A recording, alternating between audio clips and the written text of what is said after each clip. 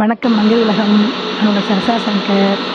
நீங்கள் கிராமத்தில் வீட்டு கொல்லையில் கோழி மேய்ஞ்சி பார்த்துருப்பீங்க, ஆடு மாடு மேய்ஞ்சி பார்த்துருப்பீங்க.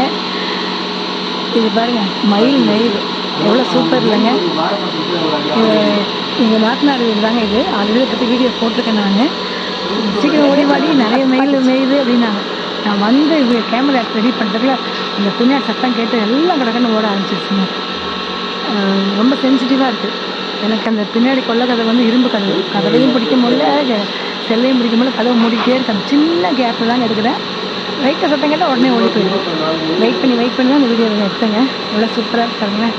டெய்லி இவங்க காலையிலையும் சாயந்தரமும் ஏதாவது அரிசி ஏதாவது தானியம் போட்டுருவாங்க.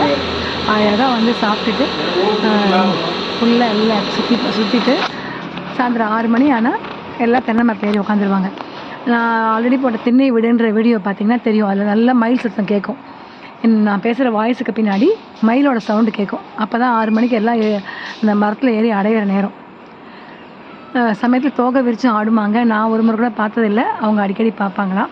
கொடுத்து வச்சவங்க. கிராமத்து வாழ்க்கை ரொம்ப சூப்பராக இருக்குது.